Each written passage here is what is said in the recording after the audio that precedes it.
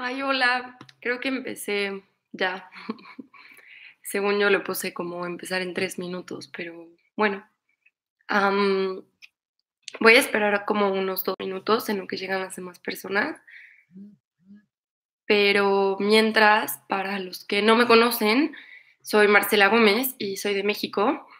Me da muchísimo gusto que este taller le haya interesado no solo a personas de México y de América Latina, sino también de España, que sé que nos van a ver después, entonces espero que les guste. Y bueno, voy a empezar un poco con cómo surge la idea de hacer este taller. Hay 2 razones principales.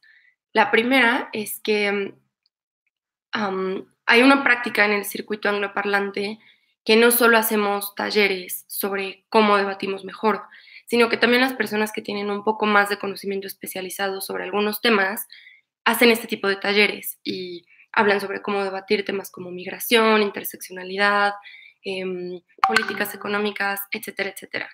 Entonces, Tito y yo creímos que es necesario traer este tipo de prácticas al circuito hispanohablante y la idea es que en este canal haya más videos de este estilo. Entonces, lo primero es que si a alguien le interesa hacer videos de este tipo, pues nos contacte. Creemos que es mejor tenerlos de forma canalizada porque así si alguien llega a ver uno, tiene una lista y una conexión a los siguientes, entonces, bueno, eso sería bueno y ojalá más personas quieran unirse a esta iniciativa.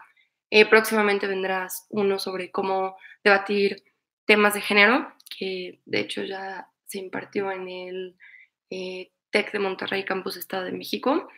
Y bueno, la segunda razón de por qué estoy haciendo este taller es porque creo que es muy común que los debates que tienen que ver con pobreza o que hablan directamente de pobreza tiendan a desvirtuarse un poco y haya presencia de ciertas prácticas que no son las más óptimas, principalmente el uso del lenguaje en estos debates, pero también la presencia de cierto tipo de estereotipos o prejuicios que creo que es bueno romper desde ahora. Y creo que no es culpa de nadie caer en estas cosas. Hay veces que no sabemos que no deberíamos hablar de cierta manera, o hay veces que no sabemos que no deberíamos decir cierto tipo de temas o cuestiones o usar cierto tipo de adjetivos. Y creo que esto es válido, por eso creo que este debate debe ser pedagógico para que las personas sepan lo que pueden estar haciendo mal y puedan identificar este tipo de cosas, ¿no? Entonces, bueno, estas son las razones de por qué surge este debate. Entonces, este taller. Entonces, bueno, lo primero que quiero hacer es hablar sobre ciertas nociones relacionadas con la pobreza y después utilizar esos conceptos para hablar de cómo podríamos utilizarlos en cierto tipo de debates. Entonces, si tienen alguna duda, váyanmela poniendo en el chat. Yo voy a tratar de irlas viendo, irlas respondiendo cuando sea pertinente. Y si ven esto después, no duden en escribirme si tienen algún comentario, si les quedó alguna inquietud, etcétera, etcétera. Después voy a pasarles el link también de una presentación relacionada con esto. Va a estar como a partir del 20 de diciembre, por si la quieren ver. Entonces, bueno, sin más, voy a empezar con el taller. Creo que es importante especificar que no soy especialista en el tema. Este es uno de mis temas de interés, así como temas de género y cooperación internacional, pero es un interés personal. Y también creo que es importante reconocer a la doctora Viviana Ramírez. Ella es egresada de la Universidad de las Américas Puebla y después de la Universidad de Bath en Inglaterra.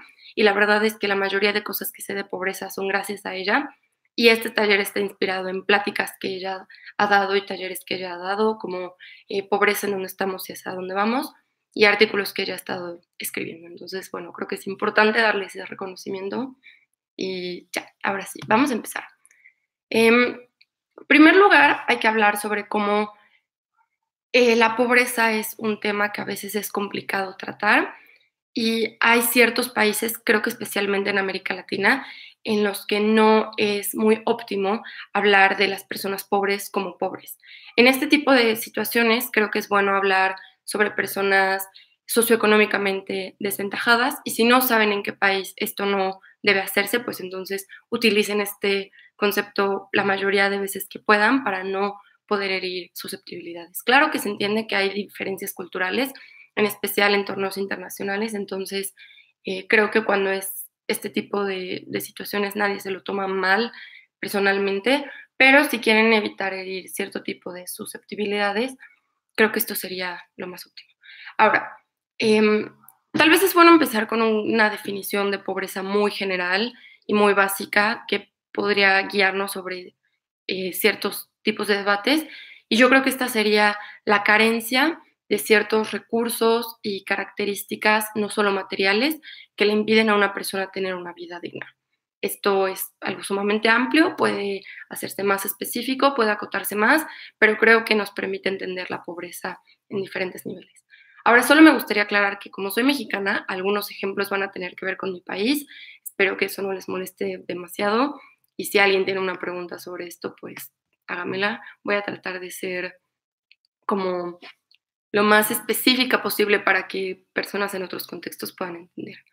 Entonces, bueno, entendamos que es muy importante hablar sobre pobreza. Es el principal objetivo de los objetivos para el desarrollo sostenible.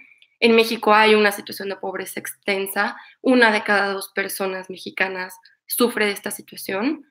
Y es importante entender que la pobreza es un fenómeno que es muy complejo y que se influye por muchos factores, no solo económicos, pero también sociales, históricos, y esto genera rezagos sistemáticos en ciertos grupos por generaciones.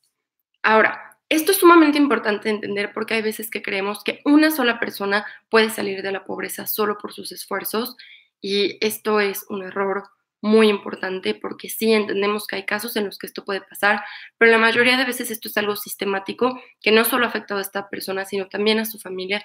Entonces, romper con este ciclo es algo sumamente difícil. Ahora, yo voy a hablar sobre la pobreza en un ámbito del bienestar, porque es el que me interesa, y hay que entender que la teoría del bienestar entiende a la pobreza como un fenómeno multidimensional que se comprende por al menos tres dimensiones: la subjetiva, la relacional y la material. Es importante darnos cuenta de que la dimensión material es la que es más utilizada cuando hablamos de pobreza. Entonces, entendamos que este tipo de corrientes hablan sobre cómo las personas pobres carecen de falta de acceso a servicios básicos que ayudan a la gente a tener los niveles mínimos de vida digna. Entonces, normalmente este tipo de corrientes se especializa en la carencia en ingreso. Y sí, reconocemos que el ingreso es fundamental para poder romper con la pobreza, pero también hay que entender que esto es sumamente importante cuando hablamos de estados en los que no hay un estado de bienestar y en los que el Estado se ha salido de diferentes esferas de la sociedad y el mercado es el que determina los resultados sociales.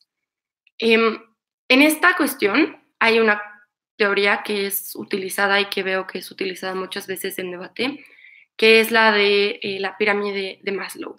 ¿Qué es lo que dice Maslow? Él habla sobre cómo hay ciertos niveles de satisfacción que es importante que las personas tengan y prioriza uno sobre otro. Lo que él dice es que es muy importante resolver uno que es básico antes de pasar al siguiente. Y él nos habla, en primer lugar, sobre las necesidades básicas, que están divididas en dos partes. Las necesidades fisiológicas, que tienen que ver con la comida, con el agua, con tener capacidad de descansar, y las necesidades de seguridad, que se explican en sí mismas.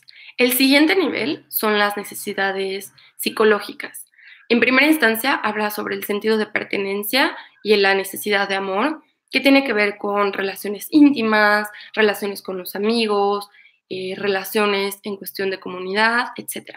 Y la siguiente tiene que ver con necesidades con cuestión a la autoestima de las personas, el prestigio que tiene esta persona y si se siente aceptada o realizada con respecto a los logros y metas que tiene. Y finalmente está la base que habla sobre la autorrealización, que habla sobre cómo podemos alcanzar el potencial completo de una persona, incluyendo, por ejemplo, las actividades creativas. Ahora, es muy importante entender que esta teoría es muy limitada y es muy criticada, en especial cuando hablamos sobre otras corrientes como son las del bienestar, porque esto habla de cómo las personas sí somos multidimensionales y sí necesitamos que todos estos niveles se cumplan de forma complementaria y al mismo tiempo. Es decir, no podemos pensar que lo único que le tenemos que dar a una persona en situación de pobreza son las necesidades básicas y dejar de lado cosas, por ejemplo, como cómo se sienten con ellas mismas. Las corrientes del bienestar creen que es muy importante dar satisfacción simultánea a este tipo de situaciones, en especial porque la pobreza también tiene que ver con cómo se siente la persona y cómo se siente con respecto a la pobreza.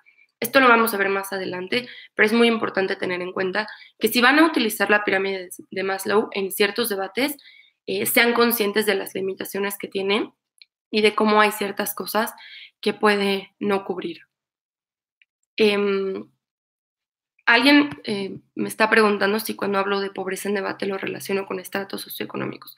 Creo que sí, creo que en general cuando nos dan mociones de pobreza, las mismas mociones lo están limitando a situaciones socioeconómicas, pero creo que cuando son cosas generales, como una que acabamos de debatir, esta casa preferiría un mundo pobre sobre un mundo desigual, si tuviera que elegir entre una de las dos, creo que aquí podemos hablar sobre otro tipo de pobreza, la pobreza multidimensional que vamos a ver más adelante. Entonces, bueno, una vez que entendemos los límites de la pirámide de Maslow, también podemos entender que este tipo de corrientes que solo miden la dimensión material de la pobreza son limitadas y tienen una visión limitada sobre cómo se experimenta y cómo se reproduce la pobreza, pues está ignorando que vivir en pobreza no solo está determinado por los recursos que tenemos y a los que tenemos acceso, sino también por cómo las personas percibimos y evaluamos la pobreza cuando la estamos viviendo y lo que implica para estas personas tener una buena vida. Entonces aquí podemos darnos cuenta que hay dos tipos de indicadores para medir la pobreza. Uno son los medidores objetivos, que normalmente pueden medir cosas muy concretas, como son el ingreso y el acceso a cierto tipo de recursos, pero también están existiendo los indicadores subjetivos, que hablan sobre cosas que son más difíciles de medir y que muchas veces se involucran con cómo se siente la persona con respecto a su situación y qué cosas esta persona considera importantes.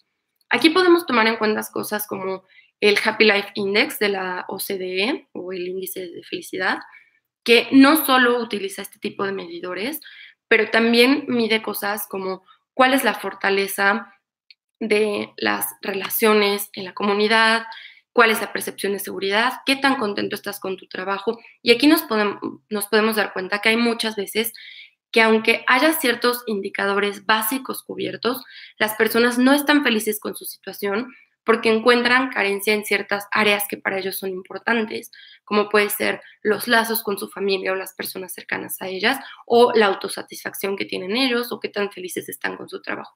Asimismo, podemos ver estados, como es el caso paradójico de México, en el que se falta cierta cobertura a ciertas necesidades básicas, como son la vivienda, la alimentación y a lo mejor la seguridad, pero hay una fortaleza significativa en las otras áreas que tienen que ver con, por ejemplo, lazos fuertes familiares y hacen que las personas sean muy felices. Entonces, por este tipo de cuestiones es muy importante también entender lo que las personas entienden por pobreza cuando la están viviendo, cómo la viven y para ellos qué tipo de cuestiones son fundamentales tener o no para poder salir de esta situación. Entonces, bueno, esto tiene que ver claramente con la dimensión subjetiva, que es ignorada en este tipo de corrientes que dan peso a lo material, y también con los procesos relacionales, que tienen que ver con la exclusión social y la discriminación, que contribuyen muchas veces a mantener a las personas en pobreza. Por eso es muy importante incluir este tipo de dimensiones para poder hablar de pobreza y entender la pobreza en contextos principalmente de alta desigualdad, donde el estigma y la discriminación que viven las personas pobres por su apariencia, por su origen étnico o por los estereotipos negativos que existen, como que las personas pobres son ignorantes o son flojas, y cómo estas cuestiones reducen la posibilidad para que estas personas puedan acceder a ciertos servicios o a ciertos bienes, como son los empleos o los servicios públicos. Por eso es tan importante también tener estas cuestiones en cuenta. Ahora, este tipo de situaciones influyen significativamente en el bienestar subjetivo de las personas, dañan negativamente la autoestima de las personas y las aspiraciones que estas personas tienen para poder vivir mejor. Y esto, si rompemos con la pirámide de Maslow y le damos una prioridad, vemos que es sumamente dañino para cómo se sienten las personas y en qué punto están estas personas.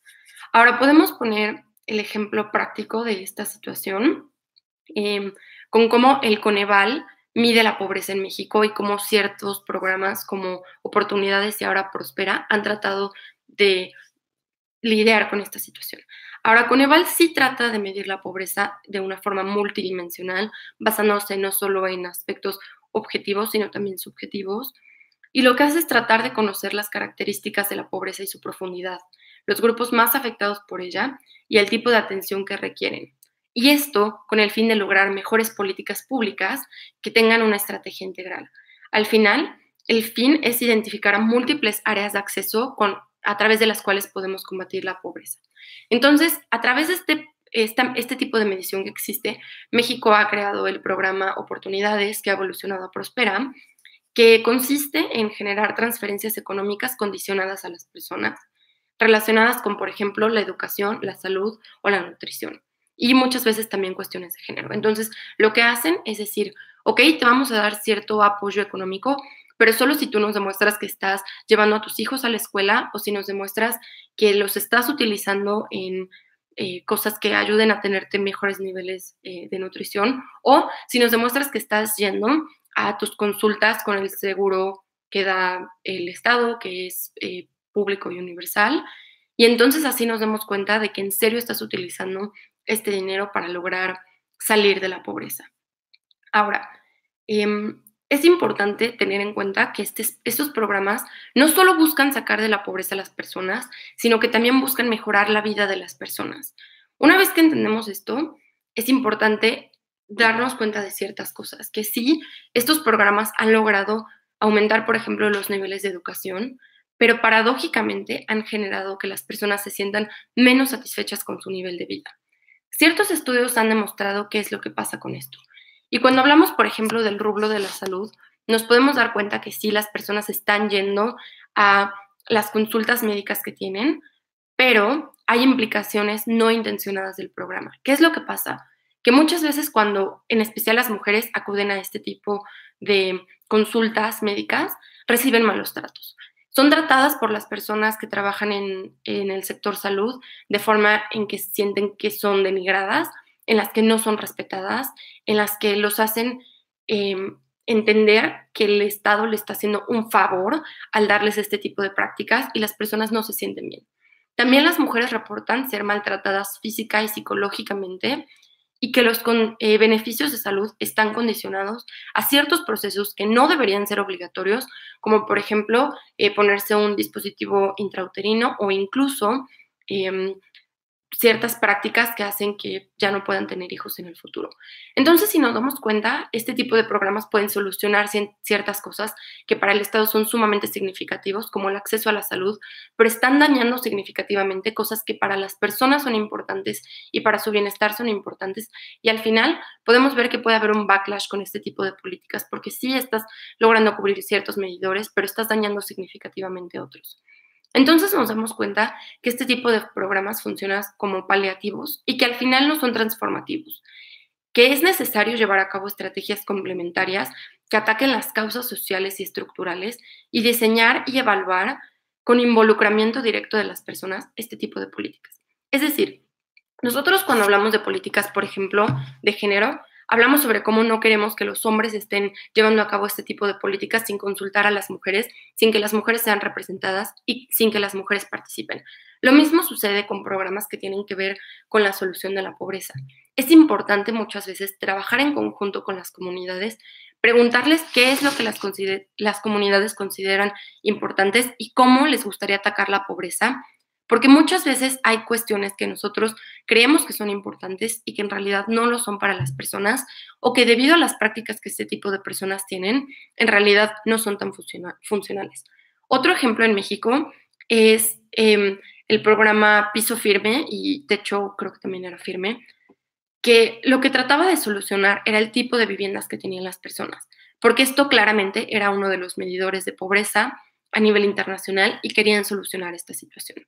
Entonces lo que hicieron fue ir a comunidades rurales que normalmente tenían pisos de tierra en sus viviendas y casas y techos, por ejemplo, de madera, a poner pisos de concreto y techos de lámina.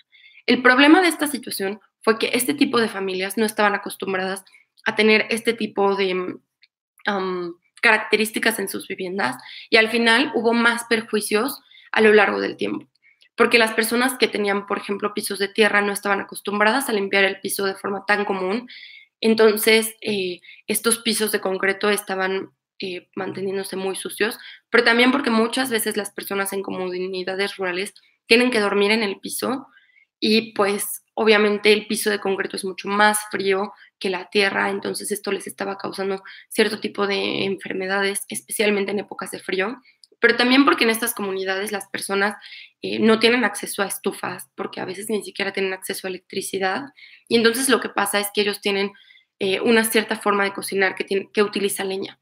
Lo que pasaba cuando tenían techos de madera es que como no sellaba o no cerraba completamente, el humo podía salir y entonces no se concentraba tanto. Y una vez que ponen los techos de lámina, el humo se queda encerrado y empiezan a subir los niveles de enfermedades respiratorias en las personas. Entonces vemos que al tratar de cambiar un medidor sin entender la vida de la persona y cuáles son sus prácticas y sus costumbres, lo que hacemos es afectar negativamente cómo están viviendo estas personas. Y aunque nuestros indicadores nos digan, hay ciertas personas que ya no se encuentran en pobreza o que no tienen tantas carencias, lo que vemos es que al final los resultados de estas situaciones fueron mucho peores. Voy a ver las preguntas. Vanessa pregunta si hablar de pobreza implica hablar de desigualdad.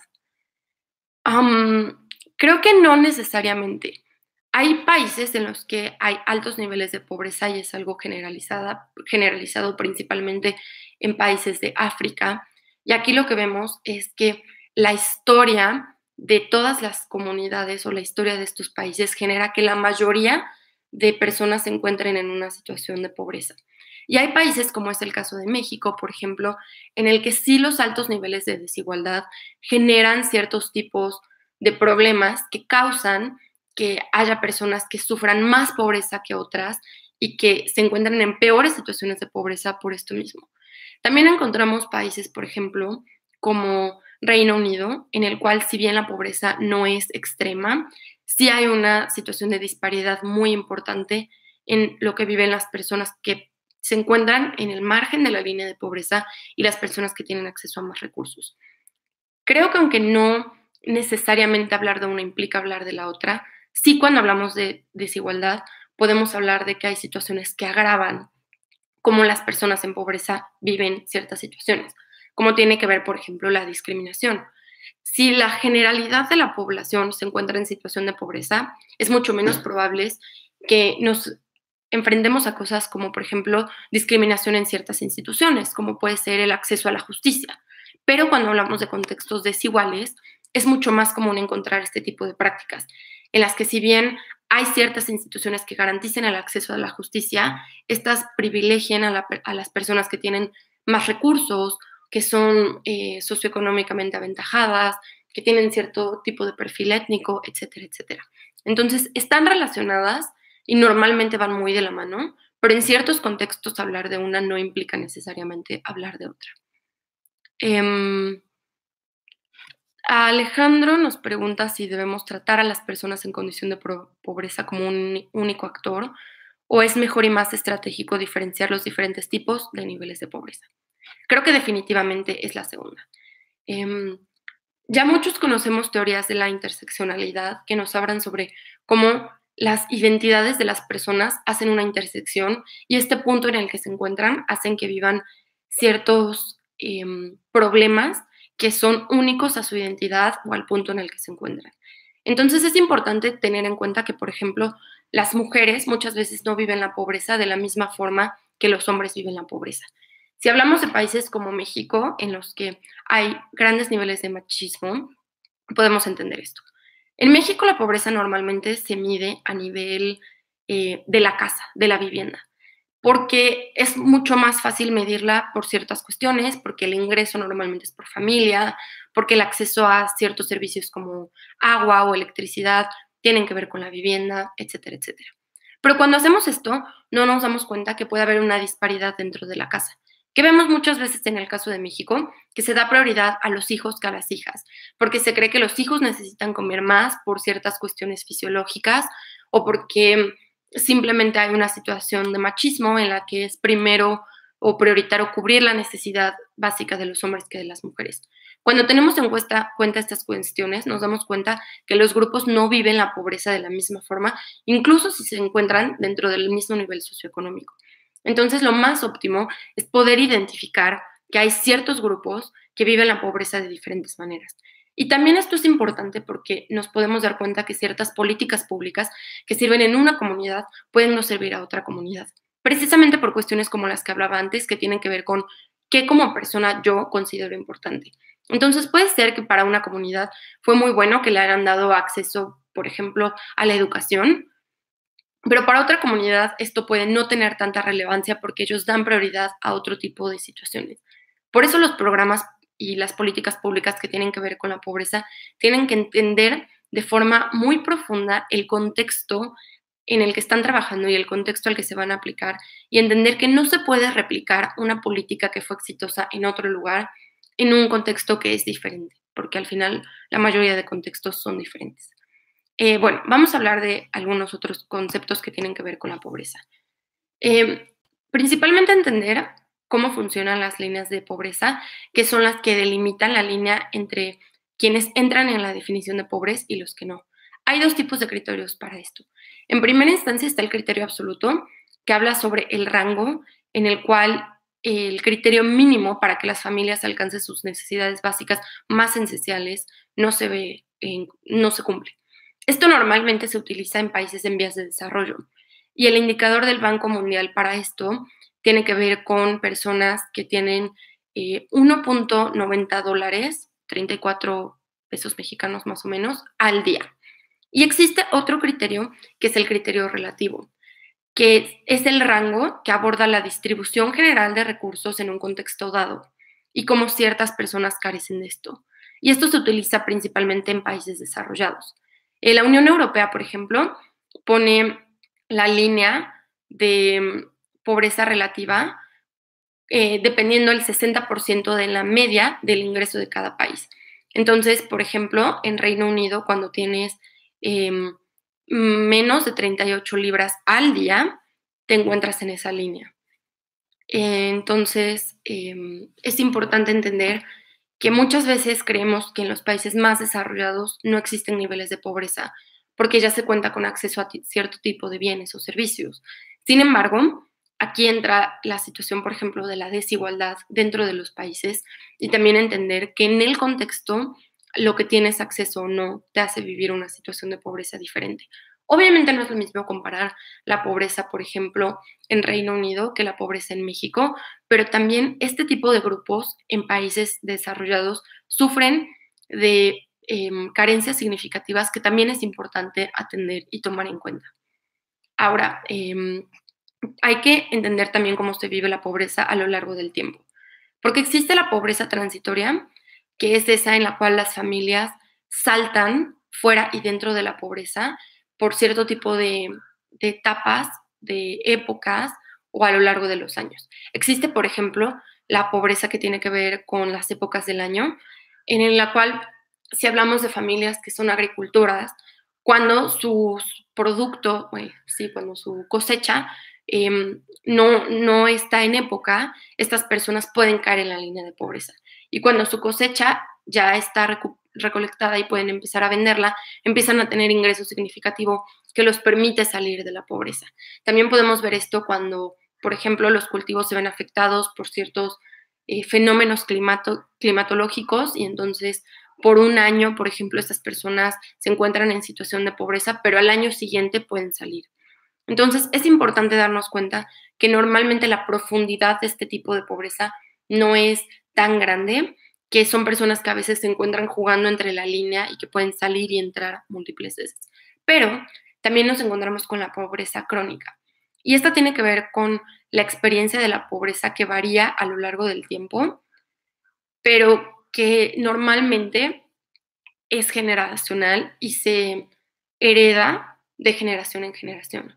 La pobreza crónica normalmente involucra estar muy por debajo de la línea de la pobreza y esto implica que es muy difícil para ti poder cruzar esta barrera, pero también implica que hay cuestiones estructurales y cuestiones como la aleatoriedad de la familia en la que naciste que determina si vas a ser pobre o no.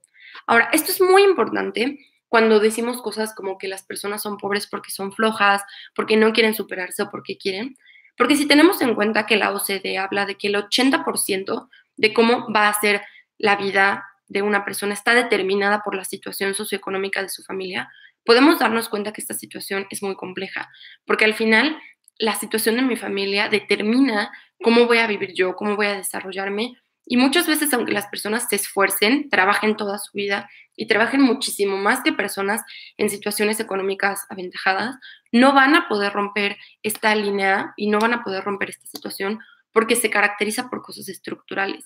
En este sentido, es muy importante tener cuidado con el tipo de cosas que decimos y con cómo hablamos de la pobreza, porque es importante entender que aunque las personas quieran, muchas veces no van a poder salir de la misma, por más que se esfuercen y por muy arduo que trabajen en este sentido.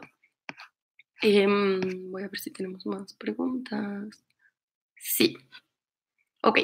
Creo que es un estratégico en un debate defender políticas o acciones como quitarle ciertos recursos a ciertas personas con un análisis de que exhorta a que las personas puedan superarse. Am,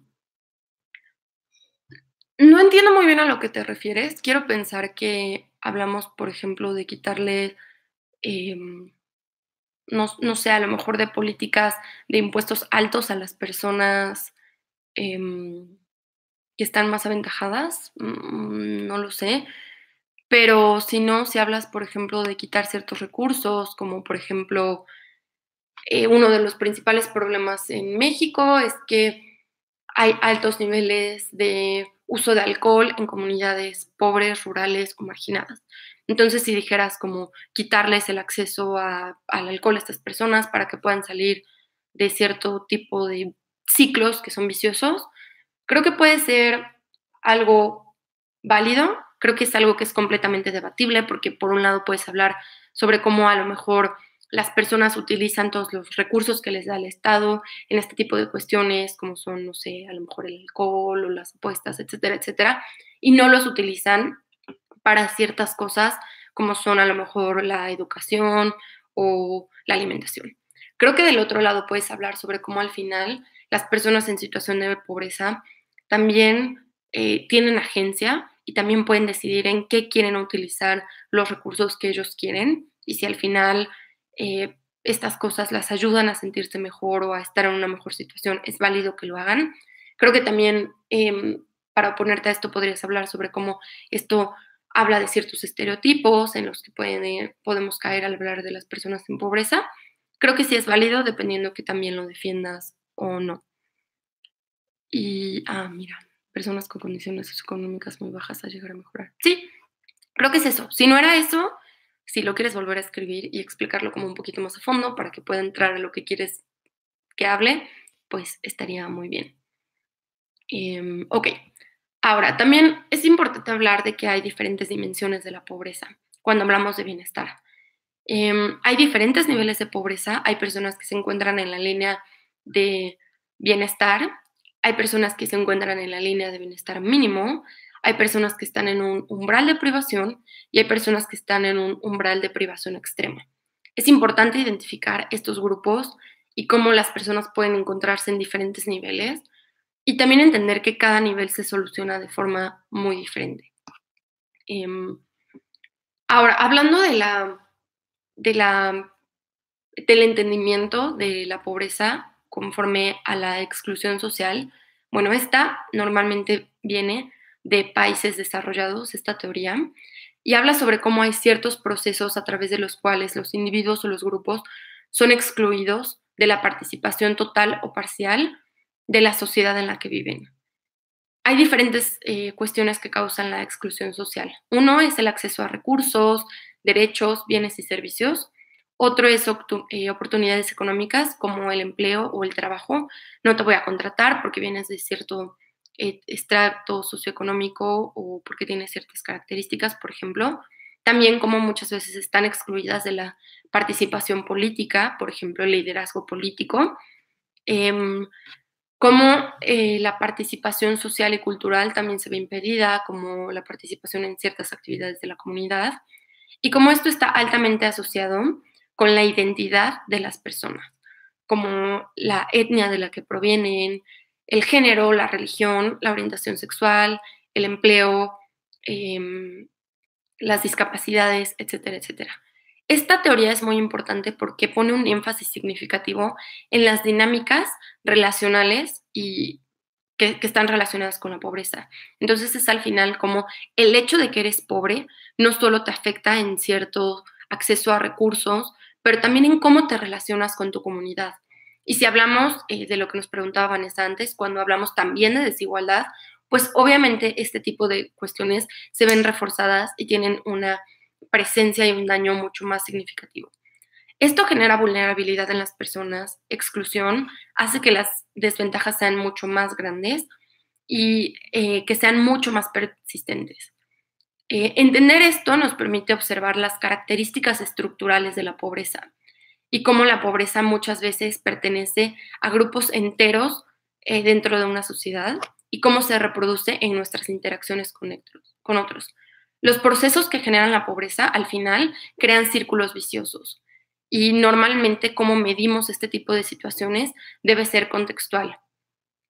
Em, También tenemos situaciones en las cuales hablamos de la pobreza como en una cuestión de participación.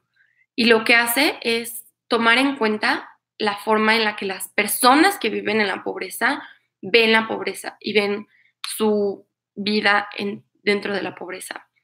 Entonces, lo que hace este tipo de métodos o análisis es tratar de ayudar a las personas a compartir, discutir y analizar el conocimiento sobre sus vidas y las circunstancias en las que viven, para también ellos poder planear y actuar para cambiar estas situaciones. Y esto toma en cuenta diferentes actores o stakeholders que normalmente son utilizados en teorías del desarrollo. Y esto involucra trabajar con una diversidad de herramientas de participación contextual que se aplican en las comunidades cuando discuten quienes van a aplicar las políticas con las personas a quien se les van a aplicar. Y entonces se pueden designar soluciones en conjunto, como rankings, calendarios, ciertas situaciones, por ejemplo, culturales, etcétera, etcétera. Entonces, bueno, al hablar de estas otras dos formas de acercarnos a la pobreza, medir la pobreza y tratar la pobreza, lo que quiero demostrar un poco es que no hay una única y objetiva forma de medir la pobreza e identificarla.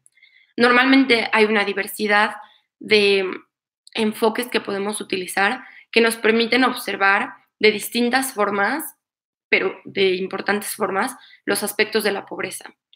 Entonces, la falta de acceso al ingreso, la falta de acceso a recursos, la libertad de alcanzar un mínimo nivel de calidad de vida, la exclusión de actividades y áreas sociales son muy importantes. Todas son importantes en sí mismas y no hay que ignorar ninguna si queremos hacer como programas y políticas funcionales. Al final es importante darnos cuenta de que la pobreza no es como un resultado propio, sino que es el resultado de procesos relacionales. Y así podemos entenderla, hablar de ella mejor y debatir de ella de mejor manera. Ok, en un debate en que se hable de pobreza, ¿cuáles son los principios más importantes? Creo que tiene que ver con el tipo de debate que tengas. Creo que muchas veces lo que está en choque cuando hablamos, por ejemplo, de qué tipo de recursos les damos a los pobres, si les damos dinero directamente, si les damos cupones o vales para que ellos puedan tener lo que el gobierno quiere que tengan o el gobierno cree que es importante que tengan, podemos contrastar dos cosas. Como uno, un choque sería como, o bueno, de un lado sería como lo que estas personas creen que necesitan y lo que el gobierno cree que necesitan. Entonces aquí podemos como hablar de cómo a veces estos no están en armonía, porque a veces no sé, el gobierno cree que lo que necesitas inmediatamente es acceso a cosas como la alimentación o la educación, pero las personas en pobreza lo que creen es que necesitan tener lazos más fuertes con su familia. Y esto es a lo que le dan prioridad. También podemos hablar sobre cómo a lo mejor las personas, porque muchas veces las personas pobres son tratadas de una forma condescendiente, como yo sé lo que necesitas, tú no, yo te voy a dar lo que sé que necesitas y va a mejorar tu vida. O como al final, pues las personas tienen derecho a decidir qué es lo que es más importante para ellas y a lo mejor no va a aumentar su nivel de bienestar de la forma en que el gobierno querría que la mejorara, pero sí va a aumentar su nivel de vida y cómo se sienten ellos con su calidad de vida. Entonces, esto también podría ser un choque, como al final, ¿cuál es el objetivo que queremos lograr? Como queremos que las personas estén mejor en ciertos medidores de pobreza que nosotros consideramos importante, o queremos aumentar la calidad de vida de las personas con base en lo que estas personas consideran que es lo más relevante o lo más importante.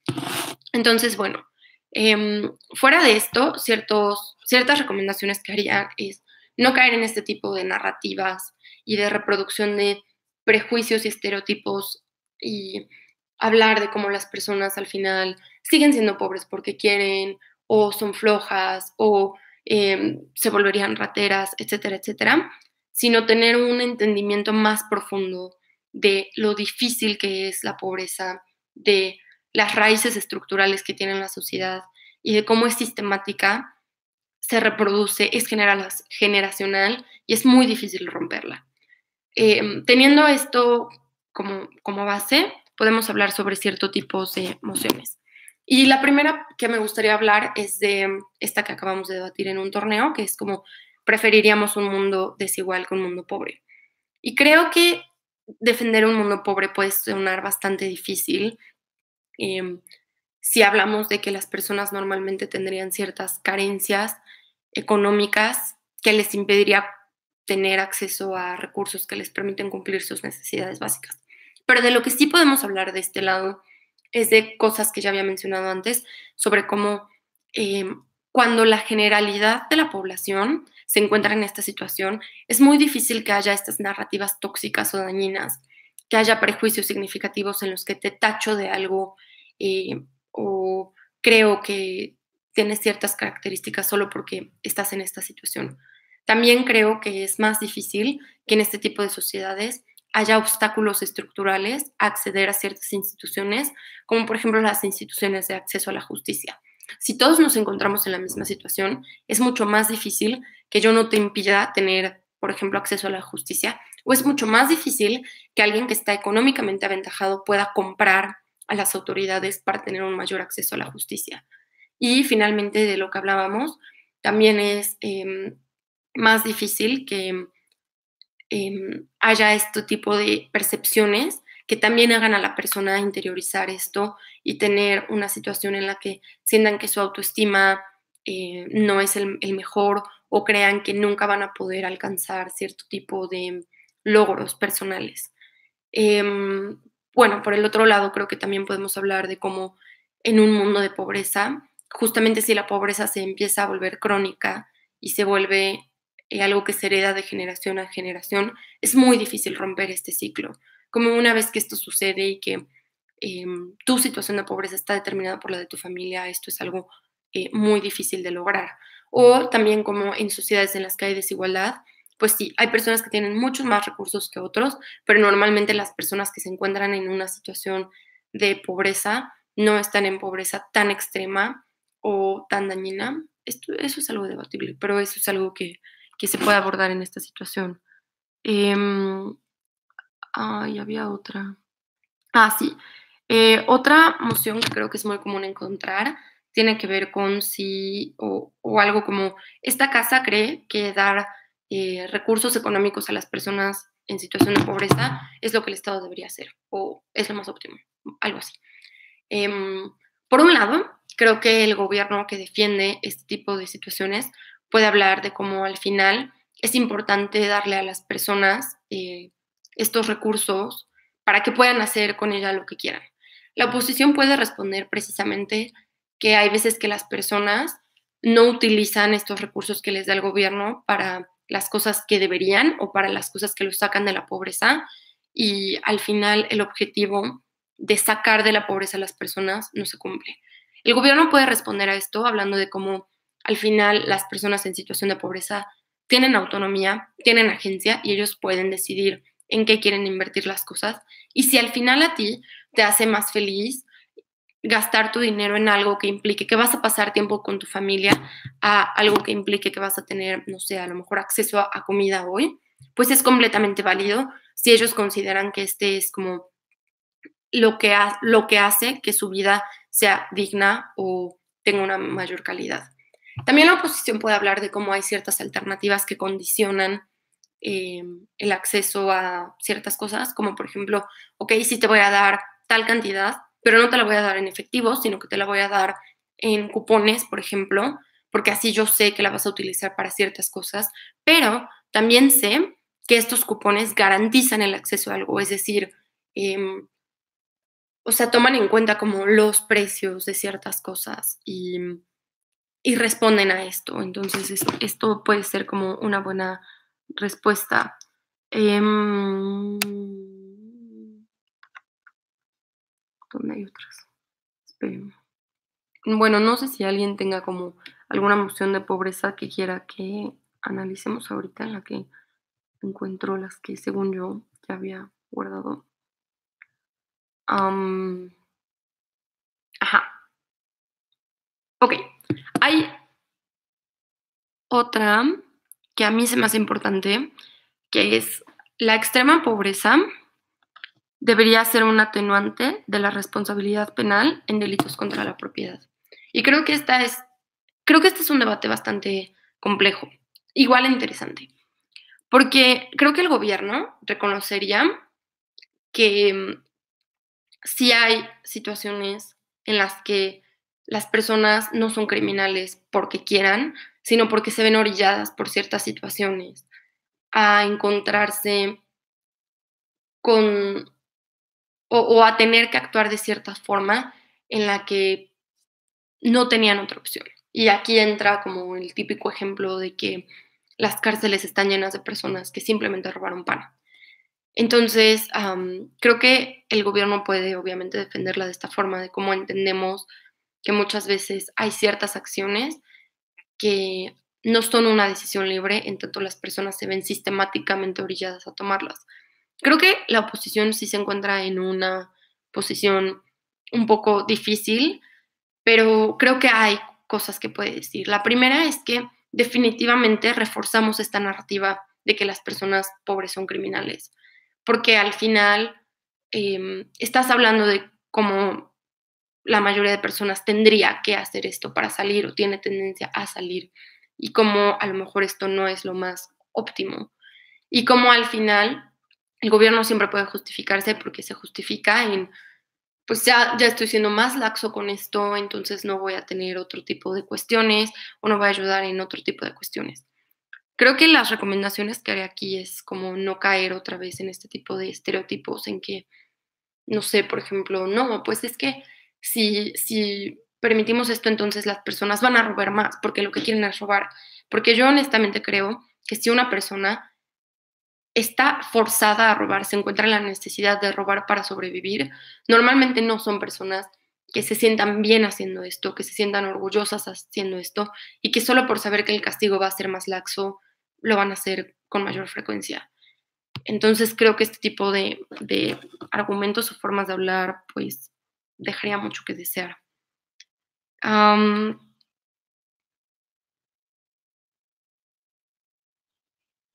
mm,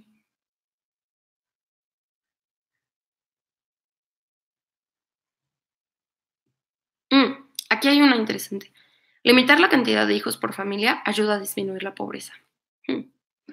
Esta creo que también es un buen debate. Creo que hay diferentes argumentos que pueden salir de ahí, porque normalmente hay una narrativa de que las personas pobres tienen muchos hijos porque no les importa, porque quieren tener mucho sexo y no son conscientes de esto, y porque no quieren utilizar métodos como anticonceptivos, por ejemplo. Em, es muy importante hablar de cómo muchas veces las personas en situación de pobreza y vulnerabilidad no tienen acceso a educación sexual, no saben muchas veces qué es lo que pueden hacer para cuidarse o prevenir cierto tipo de embarazos. Pero también es muy importante tomar en cuenta que los métodos anticonceptivos son muy caros. No solo es el caso de México, esto es algo normalmente generalizado. Y los pocos estados que dan acceso gratuito a estos métodos normalmente son países desarrollados. Entonces, es importante tomar en cuenta que si las personas se encuentran en situaciones de vulnerabilidad, pues muchas veces van a priorizar ciertas cosas que métodos anticonceptivos, y esto es relevante y significativo. Pero también es importante tomar en cuenta que muchas veces en ciertas comunidades eh, rurales, marginadas, hay ciertas dinámicas tóxicas y en las que, por ejemplo, el patriarcado tiene implicaciones intrínsecas, como por ejemplo en comunidades rurales en México es muy poco común que las mujeres una vez que se casan tengan autonomía sobre su cuerpo. Esto significa que tienen que tener relaciones con su esposo cuando su esposo quiera, que si su esposo quiere tener más hijos, ellas tienen que tener más hijos porque su papel en la familia es tener hijos y también que muchas veces lo que se espera de ellas o su rol social es tener muchos hijos. Entonces, bueno, una vez teniendo esto en cuenta, podemos hablar de que, pues, limitar la cantidad de hijos podría tener ciertas implicaciones positivas si queremos solucionar la pobreza, en el sentido en el que eh, son muchas menos personas que tienes que mantener y a lo mejor te puede impedir, te puede no bloquear ciertas cosas como trabajar porque tienes que cuidarte, quedarte a cuidar a la familia. Pero también por el otro lado es importante entender que muchas veces en muchas eh, sociedades el tener más hijos es una forma de romper con la pobreza o de salir con la pobreza, porque el tener más hijos implica que va a haber más personas que van a trabajar y que van a poder dar sustento a la familia, o que a lo mejor si estás, por ejemplo, en el campo, hay más personas que lo van a poder atender y las jornadas van a ser mucho menos dañinas o mucho menos como cansadas y demandantes porque hay una distribución del trabajo. Entonces, esto también es importante tomarlo en cuenta si estás en oposición, porque al final hay personas que sí deciden tener hijos porque es una forma de salir de la pobreza y de cruzar esta línea. Entonces, es una situación significativa. También si hablamos sobre pobreza multidimensional y sobre cómo al final la pobreza implica muchas más cosas que la carencia de acceso a recursos, pero también tu autorrealización como persona y como con tus objetivos de vida. Si uno de tus objetivos es tener una familia y una familia a lo mejor con más de un hijo, pues entonces no necesariamente estás saliendo de la pobreza en el sentido en el que no estás contento con tu proyecto de vida o con tu situación de vida. Entonces, no necesariamente se está rompiendo la pobreza en este sentido cuando la mides de forma compleja y multidimensional. Am, mm, Control Trials de TMD. Ahorita voy a tratar de acordarme de esa. Ok, hay una emoción que tiene relación y debatimos en el Nacional de Colombia. Esta casa obligaría a las personas a leer un conjunto de obras de literatura universal para poder ejercer el voto. Ok, esta, esta sí, creo que definitivamente está relacionada y tiene que ver con muchas cosas. Bueno, en México, normalmente, o en la mayoría de instancias, por lo menos en los parlamentos, no hay requisitos para quién puede llegar a ser representado. Y esto es porque reconocemos los niveles de desigualdad que hay en México, los niveles de pobreza que hay en México, y entendemos que si empezamos a poner ciertas limitaciones, como tienes que por lo menos saber leer y escribir, estamos bloqueando a una cantidad significativa de la población. Obviamente, mientras más grandes son las restricciones, mientras más grandes son los requisitos, mayores son las restricciones. Como si sabemos que hay un nivel significativo de personas que no saben leer y escribir, y luego ponemos como condicionante que hayan terminado la educación primaria, pues obviamente la brecha de falta de acceso es mucho más grande. O si decimos como cosas como creemos que estas personas deberían tener licenciatura por lo menos, pues el grupo de personas que se quedan sin representación es muy significativo. Al final creo que estos son buenos debates porque por un lado puedes hablar sobre cómo sí, tener acceso a cierto tipo de conocimiento, como en este caso son obras de literatura universal, podrían darte cierto conocimiento o ciertas herramientas para tomar un voto más informado o para representar de forma eh, a lo mejor efectiva en cuestión de uso de ciertas herramientas, etcétera, etcétera. Esto puede ser muy válido. Pero también por el otro lado podemos hablar sobre cómo al final, en general, la democracia tiene que ver con la participación de la mayoría de las personas y de cómo si empezamos a obstaculizar el acceso estamos solo abriendo espacios a las personas privilegiadas a participar en ciertas cuestiones democráticas. Y al final, el hecho de que no estés capacitado o tengas acceso a ciertos tipos de estudios o hayas leído cierto tipo de obras, no significa que no puedes representar a tu comunidad de forma efectiva o que no sabes lo que necesitas. Muchas veces en estas comunidades hay una gran cercanía entre las personas representadas y que van a representar, y también hay un entendimiento significativo de qué es lo que necesita mi comunidad. Y tal vez esto no está basado en grandes teorías y obras literarias, sino en el conocimiento y la relación que tengo con ellos mismos. Entonces, al final, esto está poniendo más limitantes, está excluyendo a más personas y está haciendo que la democracia solo sea para las personas en condiciones de, de ventaja. Además, no está garantizado, o sea, el hecho de que obliga a las personas a tener o haber leído este tipo de obras no significa necesariamente que el Estado esté capacitando a las personas para hacerlo. O sea, no necesariamente significa como, bueno, entonces yo como Estado te voy a enseñar a leer o te las voy a facilitar. Entonces esto también puede ser importante tomarlo en cuenta. Eh, sí, la siguiente era eso, justo, ¿qué opino? Entonces, bueno, creo que ya, creo que pueden ver cómo pueden utilizar este conocimiento en diferentes tipos de emociones. Al final, creo que un poco el objetivo de este taller sí es ayudar a las personas a dar mejores debates, pero principalmente es que haya mejores personas en los debates que entiendan eh, todo lo que implica la pobreza, las repercusiones negativas que tiene en la vida de las personas y que al final no caigamos en hacer cierto tipo de argumentos que pueden sonar bien solo para ganar el debate, cuando pueden afectar significativamente a alguien que está en el debate o pueden decir mucho del tipo de personas que somos, de nuestros países, etcétera, etcétera.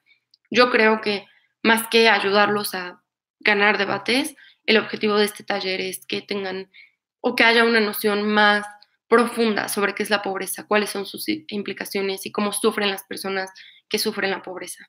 Porque algo que siempre le he dicho a las personas con las que entreno es como, pues al final creo que el objetivo debería ser mejores personas, más que mejores debatientes. Hermoso si lo podemos hacer de la mano y creo que normalmente se hace de la mano. Am, Creo que ya no hay preguntas. Espero no haberme saltado alguna. Igual en la descripción de este video, a partir del 20, va a haber acceso a una presentación de PowerPoint que está basada en esto y que también tiene acceso a varias lecturas que yo considero importantes que tienen que ver con esto. Por ejemplo, un paper sobre la pobreza crónica, eh, algo sobre, por ejemplo, el Happy Life Index, que habla sobre cómo medimos la pobreza, etcétera, etcétera. Por si alguien quiere quedarse no con mi como versión, que pues es una segunda fuente, sino con la fuente directa, entonces eso también. Y si alguien tiene alguna duda o comentario, porque sé que había gente que lo iba a ver después de la transmisión, de verdad no duden en escribirme. A mí me interesa mucho poder hablar de estos temas y si hay algún comentario que tengan o algo que quieran profundizar o hablar más sobre el tema, inclusive si solo es platicar, de verdad yo estaría muy feliz de hacerlo. Eh, bueno, espero que les sirva, no solo a ustedes, sino a sus sociedades de debate. Y otra vez, si hay alguien que esté interesado en ser parte de este tipo de talleres en los que hablamos de temas de los que conocemos un poco más que el promedio, que ya no solo sea sobre cómo refutar o sobre cómo argumentar, sino cómo debatir este tipo de temas, pues de verdad contáctenos y Tito y yo estamos muy interesados en hacer un canal que tenga este tipo de contenido. Pues muchas gracias por estar aquí, por su interés y por su apoyo. Nos vemos en el siguiente, que al parecer es sobre temas de género. Saludos.